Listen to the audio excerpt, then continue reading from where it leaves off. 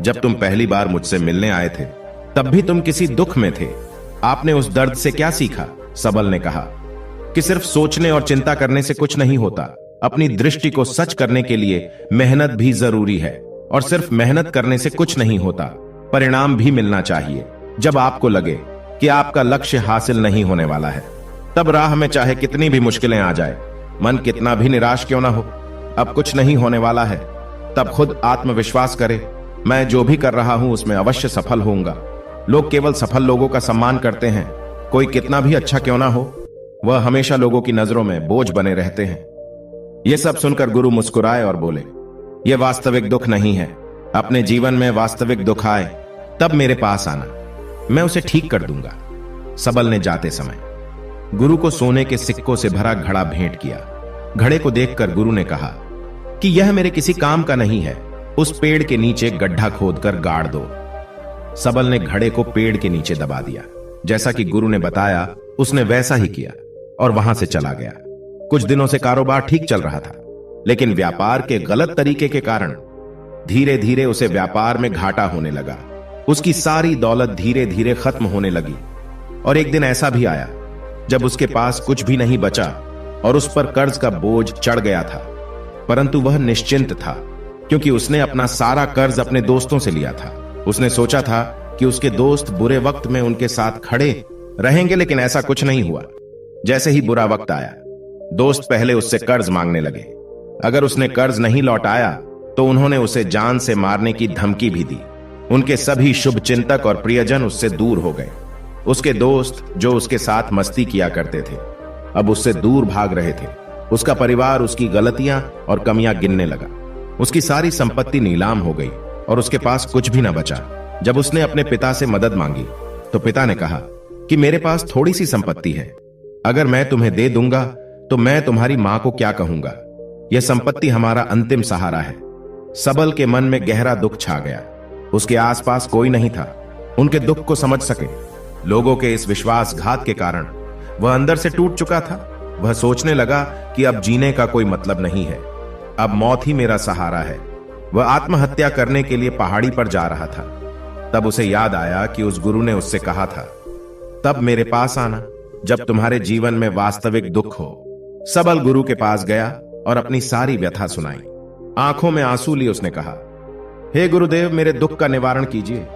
तब गुरु ने कहा कि जब जीवन में असली दुख आए तब मेरे पास आना, मैं इसे जरूर ठीक करूंगा। सबल ने कहा कि यह क्या है, मेरी जिंदगी में दुख नहीं है तो आखिर असली दुख क्या है? गुरु ने सबल से कहा कि पहले आप मुझे बताओ कि आपने अपने दुख से क्या सीखा। तब सबल ने कहा कि मैंने वह सीखा, जो लोग हमारे जीवन में आते हैं वह हमारी सफलता और प्रगति के कारण वो हमें धोखा जरूर देंगे, क्योंकि बुरे समय में वे हमारे साथ नहीं खड़े होंगे। वे अच्छे समय में ही हमारा फायदा उठाएंगे और बुरे समय में हमें छोड़ देंगे। उन लोगों पर ही भरोसा करें जो हमारे बुरे समय में हमारे साथ खड़े रहते हैं। लेकिन ऐसे लोग बहुत कम होते हैं, लेकिन जिनके पास है उन्हें उनकी सराहना करनी चाहिए, उनका अपमान नहीं करना चाहिए। कभी भी किसी के खिलाफ साजिश नहीं रचनी चाहिए। अपना काम ईमानदारी और धैर्य से करें और कभी लालची न बने। अपने सारे दुख दर्द और अनुभव बयां करने के बाद सबल गुरुजी के सामने आंखों में आंसू लिए बैठ गया। कुछ देर बाद गुरु उठे और पेड़ के नीचे गड्ढा खोदा और वो घड़ा निकाला जो सोने के सिक्कों से भरा हुआ था। उसने सबल को देकर कहा, मेरे पास तब आना जब तुम्हारे जीवन में वास्तविक दुख हो। सबल ने अपने गुरु को धन्यवाद दिया और उसे प्रणाम करके चला गया। उस पैसों से उसने एक छोटा सा व्यवसाय शुरू किया। अब वह छोटा व्यापारी बनकर भी खुश था।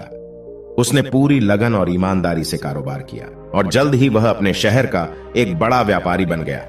उसका जीवन सुख सुविधाओं से भरा हुआ था। लेकिन कोई कितना भी अच्छा क्यों ना हो, लेकिन जीवन में दुख आता है। तो सबल के जीवन में भी दुख आया। अपने माता पिता की मृत्यु हो गई। वे दोनों एक ही दिन मर गए। सबल अपने माता पिता से बहुत प्यार करता था, इसलिए उनके निधन से उन्हें गहरा सदमा लगा। अंतिम संस्कार किया गया। उसने अपने माता पिता का शव जलते हुए देखा तो उसका मन बेचैन हो उठा। उसके मन में कई सवाल उठने लगे। वह घर वापस आ गया। उसने अपने माता पिता के घर और संपत्ति को देखा, जिसके लिए उनके पिता हमेशा लड़ते रहे। आज वो खाली पड़ा है। जिन्होंने इसकी देखभाल की, इसके लिए लड़ने वाले इस दुनिया से चले गए। उसके पिता ने जो कुछ कमाया वह सब यही रह गया। एक दिन पहले तक उसके पिता मारपीट करते थे किसी के साथ उसकी संपत्ति के लिए। आज वो खुद इस दुनिया से चले गए। उसका मन ऐसे अनेक विचारों में भटक रहा था। वह अंदर से अकेला और डरा हुआ महसूस कर रहा था। वह खाली महसूस कर रहा था। उसे लगा कि कुछ तो है, परंतु वह समझ नहीं सका। इसलिए वह गुरु के पास गया। उसे देखकर गुरु ने कहा, क्या जीवन में कोई दुख है? सबल ने कहा, वैसे तो जीवन में कोई दुख नहीं है, सब कुछ अच्छा चल रहा है, लेकिन आज मेरे माता पिता का देहांत हो गया है। मैं इस घटना से बेहद दुखी और परेशान हूं। गुरु ने कहा, इसमें दुखी होने की क्या बात है? एक दिन सबको मरना है, मुझे भी मरना है, तुझे भी मरना है। शायद तुम कल ही मर जाओ या आज भी मर सकते हो। सबल ने कहा, क्या कह रहे हो गुरुजी? मैं भी मर जाऊंगा, लेकिन मैं अभी जवान हूं। गुरु ने कहा कि सभी जी रहे हैं इसी भ्रम में कि मृत्यु केवल बूढ़ों को आती है, लेकिन ऐसा नहीं है। जवान भी मर जाते हैं, बच्चे मर जाते हैं। मौत का उम्र से कोई लेना देना नहीं है, यह सभी को प्रभावित करता है। गुरु की ये बातें सबल के मन में बैठ गई और वह चुपचाप चला गया। लेकिन उसका मन अभी भी बेचैन था। वह खाली महसूस कर रहा था। वह सारा दिन अपने बारे में ही सोचता रहता कि वह कौन है, वह इस दुनिया में क्यों आया है, इस जीवन का लक्ष्य क्या है। ऐसे कई सवाल उसके दिमाग में लगातार उठ रहे थे, लेकिन उन्हें अपने किसी भी सवाल का जवाब नहीं मिल रहा था और उसका दुख दिन ब दिन बढ़ता ही जा रहा था। इसलिए कुछ दिन बाद वह फिर से गुरु के पास पहुंचा और बोला, हे स्वामी, मैं बहुत दुखी हूं, क्योंकि मैं यह नहीं जान पा रहा हूं कि मैं कौन हूं और मैं इस दुनिया में क्यों आया हूं। यह सुनकर गुरु मुस्कुराए और बोले, आज आपके जीवन में पहली बार सच्चा दुख उत्पन्न हुआ है। यह वास्तव में दुख कहलाने लायक है। हम नहीं जानते कि हम कौन हैं, हम क्यों आए हैं। सबल ने अपने गुरु से कहा कि उसकी दुर्दशा दूर करे।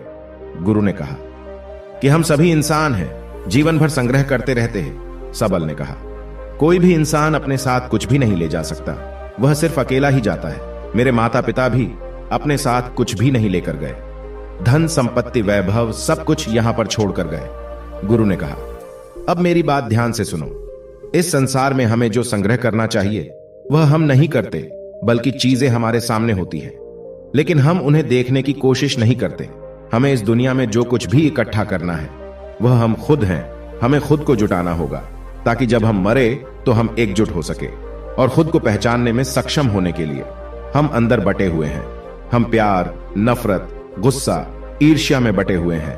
क्रूरता, धन, स्थिति, प्रतिष्ठा, सम्मान, पहचान, धर्म, जाति, सैकड़ों हजारों ऐसी चीजों और इच्छाओं में हम विभाजित हैं और टुकड़ों में जीवन जी रहे हैं। इस विभाजन के कारण हमारी चेतना कभी एक नहीं हो सकती। हमारी चेतना व शक्ति बिखरी हुई है, इसलिए हमारे पास इतना समय नहीं है, इतनी ऊर्जा नहीं कि हम मुड़ सकते हैं और अपने भीतर देख सकते हैं। वास्तव में धन, सम्मान और सुविधाओं के अभाव को लोग दुख समझते हैं और जीवन भर के लिए इसे दुख कहकर रोते रहते हैं और समाधान खोजने का प्रयास करते रहते हैं। उन्हें अपना समाधान कभी नहीं मिलेगा, क्योंकि जिसे लोग दुख कहते हैं वह वास्तविक दुख नहीं है। यह सिर्फ एक आदमी की इच्छा है।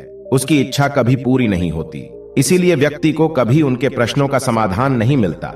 इसलिए इन सब से परे यदि आप अपने दुखों का परम समाधान चाहते हैं तो सबसे पहले खुद को समेटना होगा। इस दुनिया से अपनी ऊर्जा वापस ले लो और इकट्ठा करो। अपने आप पर ध्यान केंद्रित करो, स्वयं पर ध्यान दो। अपने मृत्यु से पहले अपने आप को जानने की कोशिश करो। बिखरो मत, सबल ने कहा। गुरुजी, क्या हम इस संसार को छोड़ दें? हमारी सभी इच्छाओं को मार देना चाहिए। किसी से प्रेम नहीं करना चाहिए, धन संग्रह नहीं करना चाहिए, सम्मान की आशा छोड़ देनी चाहिए। गुरु ने कहा कि भावनाओं और इच्छाओं से ऐसे बिखरे हुए मनुष्य में से बाहर निकल आओ, जैसे कोई पत्थर पहाड़ से अलग होकर गिरे तो जिस पर पर्वत का कोई कंट्रोल नहीं होता सिवाय देखने या परेशान होना और कुछ खोना। ठीक वैसे ही बिखरे हुए मनुष्य की इच्छाएं बेकाबू और दर्दनाक है। उसका अनियंत्रित मन इच्छा करता रहता है और कल्पना करता रहता है और यह दुख देता है। लेकिन जब एक व्यक्ति अपने मन को एकत्र करता है तो वह जो कुछ भी करता है वह उसके नियंत्रण में होता है। फिर उसकी इच्छा से इच्छाएं भी उत्पन्न होती है। फिर सबल ने कहा कि आपने मेरे असली दुख का समाधान कर दिया। आपका बहुत बहुत धन्यवाद। अब से मैं खुद को समेटने और खुद को तलाशने की कोशिश करूंगा। गुरु ने कहा, कि मानव शरीर में बहुत ऊर्जा और शक्ति है, लेकिन यह फालतू के कामों में बटा हुआ है, बेकार की बातों में लगा हुआ है। यह एक बहुत ही शक्तिशाली मशीन की तरह है और वह बिना सोचे समझे अपनी शक्ति बर्बाद कर रहा है और बिना किसी नियंत्रण के। इसीलिए इस शक्ति पर ध्यान दे, अपनी चेतना और इसे इकट्ठा करे। सबल को अपने प्रश्नों का उत्तर मिल गया। उसने अपने गुरु का धन्यवाद किया और चुपचाप चला गया।